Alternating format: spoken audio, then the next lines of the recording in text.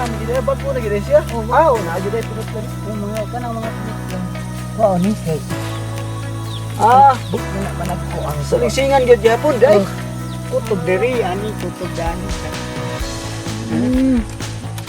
Kasi na yung turok diri ko ang kaya aron niya.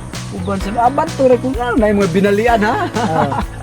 Kaya aron niya ang yang kuan masuyop niya dito diri dito sa uno.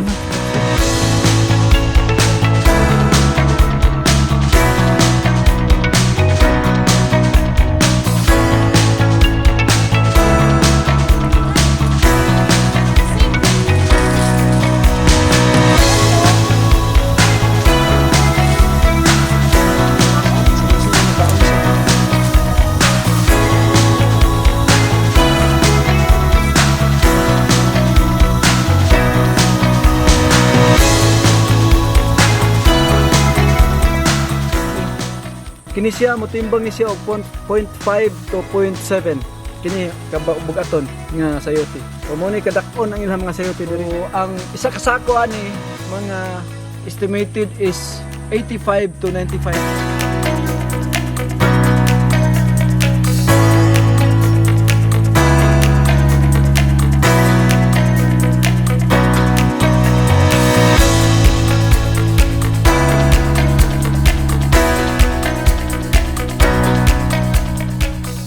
So maing adlaw mga lagan, ni ana sa laing episode na to no. Ato ang paglaglag rong adlaw ni ata sa silong sa Sayotihan. Din ato ang nabisitahan ang Sayotihan ni Mr. Sagayon. Kay ato ang gi-documents no. Nag-documents ta sa Farm to Market Road. Din ang kining ilahang Sayotihan karon is naas daplon sa dalan nga gi-implement diri og almost 99% na ang kahumanan ini. So ato ang giagian ang usa nga farm unya nga na-implement ang Farm to Market Road. Ato ang gianhian gid ang kini ang sayotihan no. Na almost ni hectares ni nga mga punuan sa sayote nga ato ang nalaagan unya na kanyo ta kay perting dagkuha. Pero sa pagsubay-subay nato sa tibuok lungsod sa Lantapan, kini ra yung sa sitio sa Blackton no sakop sa barangay Kaatuan, diri nato makita ang mga dagkong sayote. Gani kini nga sayote lang daan is mga mutimbang ni siya og kilo kapin. So atong estimate ani mga 1.4 or 1.5 siguro ang timbang ani. So kanilang daan no, kani nga sample sa tuang mga produkto. Although diri gid karon sa pagkakaron lang gid kini nga time ang atuang presyo sa sayote diri gikan kuhaon dinhi mo kantidad lang og 200 ang kada sako. 60 to 70 ka kilo ang kada sako. Og diri na kuhaon is 200. Pero ang sistema manggod is deliver dito sa Cagayan de Oro. So kuhaan dito og 500. So kuhaan sa mga tracking, kuhaan pa sa sako. Mudangat na lang siya og 200 ang kada sako. So muna limpyo sa tag-iya. Pero ato ang nahinabi sa kaniha no ang tag-iya nga okay ra ang 200 ang sako. Ilahang produkto sa sayote kay di man siya alkansi no kay kung imong hunaon every 10 days ni ga-harvest sila og sayote. Ang maintenance lang gid ani ang regular nila dili pod kada bulan sila gahulog og abono sa kada punuan. So ato ang makita karon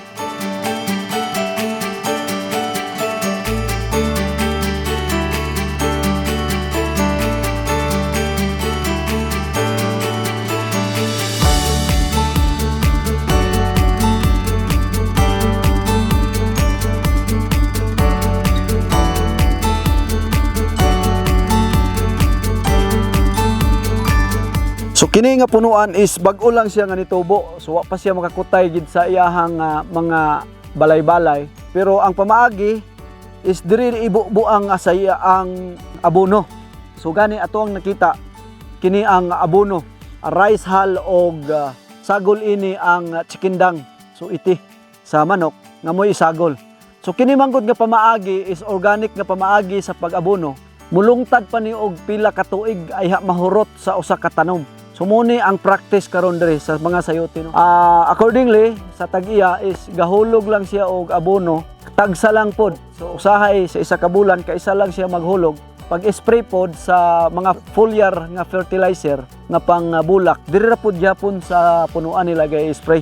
So hinungdan nga dili gid siya dako og maintenance. So mo nang hinungdan nga ang tag-iya musugal ra siya og bisan gani isa kagatos ang sako nga malimpyo nila no. Sugal ra sila ana gumikan kay dili man kayo gasto sa maintenance. Gani atong nasayran nga kini nga area is almost a hectare, 30 to 40 kasaks pagkada harvest nila ani kung mag-boast na og mo-shoot na ang pag-unod aning sayote. Pero wala pa ni siya mo tanan og lukop gyud og katay ang tanan sayote no gumikan kay batanon pa siya nga pagkatanom.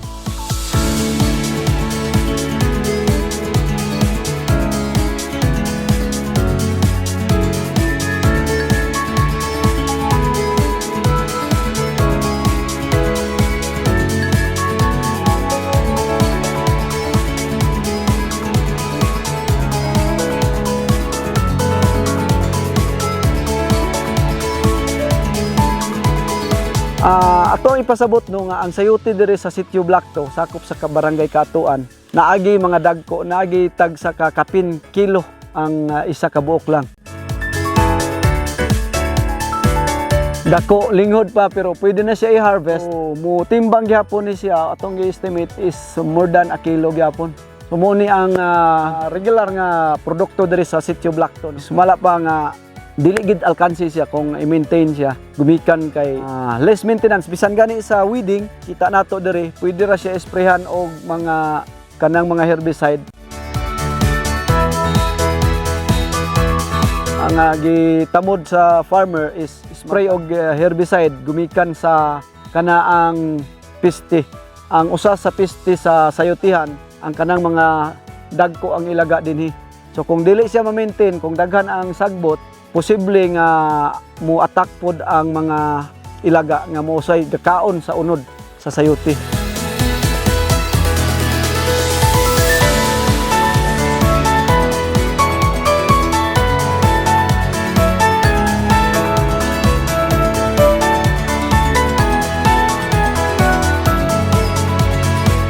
Kini ang usa sa sayote nga murag punuan sa sayote no nga boss na siya, ni shoot na siya. Diri lang ang farmer mo spray sa punuan og foliar fertilizer. So dili na siya mo spray dia sa kada vine sa sayote no, di na siya mo spray. Kay gawas pa apiki. So diri ra ang iyang style, diri ra siya mo spray sa foliar fertilizer. Nya gamay ra pod kaayo ang mga isa ka kumkum sa abono nga komersyal ang iyang ibutang. Mga sa isa ka bulan bubutang siya kaisa or every 2 months bubutang lang siya isa. Basta lang nga pang-abag-abag lang. Kay kini lagi ato ang ipasabot nga kining organic nga gibutang rice hull og chicken dung is dugay ni siya mahurot sa usa ka tanom. Bisan og daghan kay ni nga mga vine sa sayote nga naka-establish pero dugay mahut doon ang regular nga kini ang organic sama aning rice hull og chicken dung. Muni kabahin sa ato ang pag-documents. Hinoon ang tumbok sa Rapid DTI ang coffee farmer. Pero kaabag na ang mga pareha niining sayote no. Nakahatag og dakong influensya aron ma-establish ang mga project.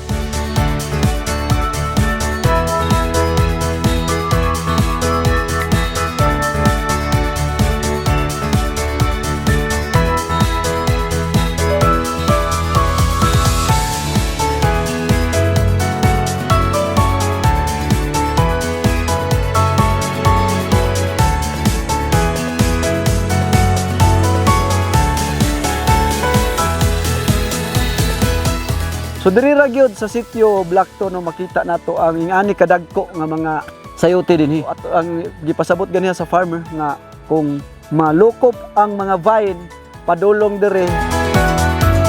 So mo major sila og harvest diri og 30 to 40 sacks every harvest every 10 days. So kaya lang karon niagian pod sila og init mo nang hawan pa diring dapita.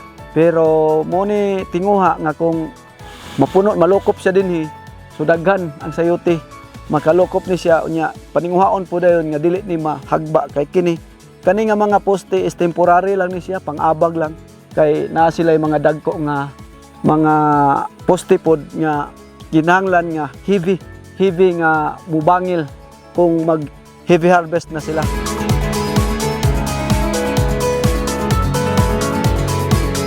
Kinisad siya, kuan usasad ni siya nga organic nga insecticide. Usa ni siya nga organic insecticide nga gi-practice nila. Wala ta kabalo kung sa gisulod ani, pero usa ni siya nga organic pang-capture sa mga pesticide. Musulod diha dayon mura siya matrap. So mo ni ang mga pamaagi sa regular nga mga sayote. So according sa ato ang ginahinabi ganiha nga harvest nga tag-iya usa ka farmer nga kini na gid ang iyang gi-maintain nga sayote. Na siya ginagmay diha nga mga garden nga para pang-abag, pero kini gid ang iyang gi-maintain.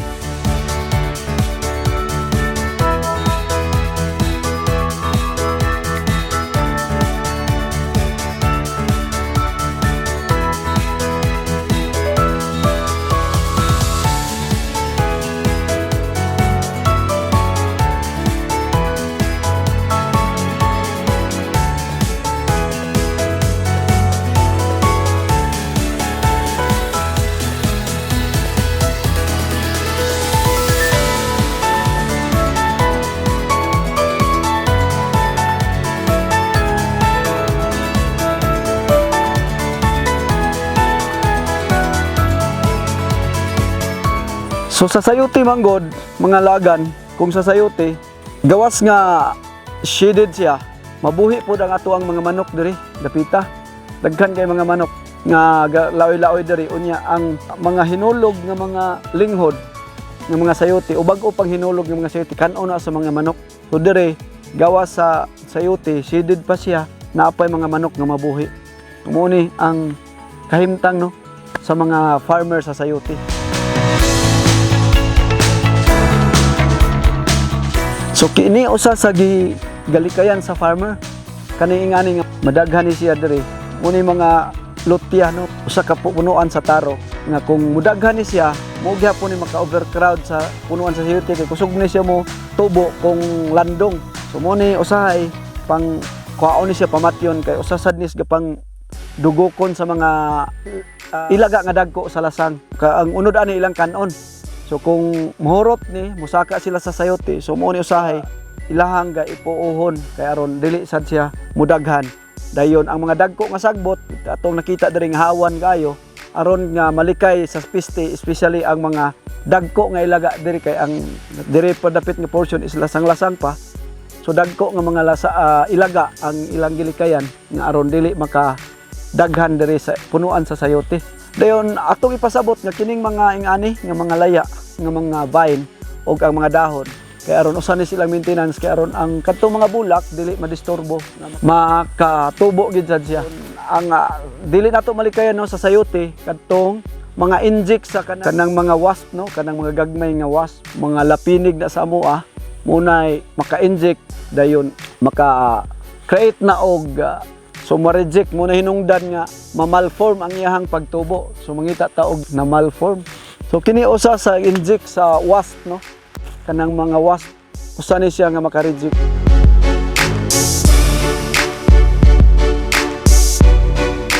Mo ni ang agi og inject sa wasp no, ma-malform siya.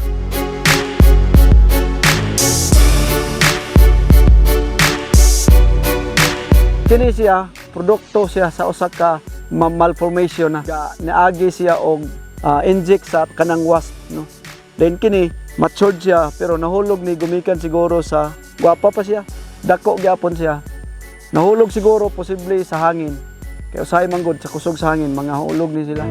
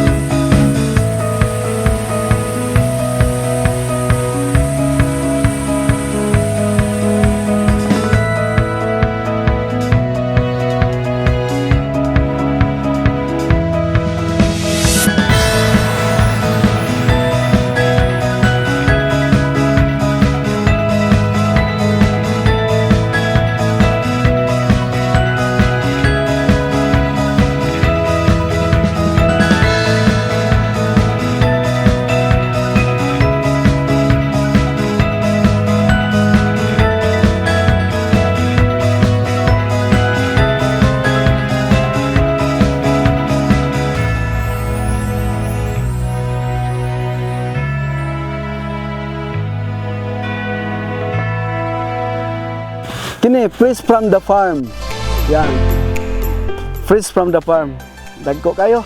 Muni ang sayote nga magian sa farm to market road. Gawa sa coffee farm, sayote. So, nananghid na tadaas tagiya nga mamudyot ta. Mamudyot ta og para utanon. Pero okay ra ni sa ila.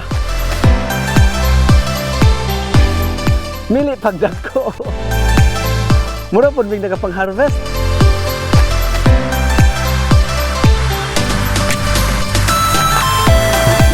Last na ni. Kani isa. Juta. Oh, fresh from the farm. Mari pa.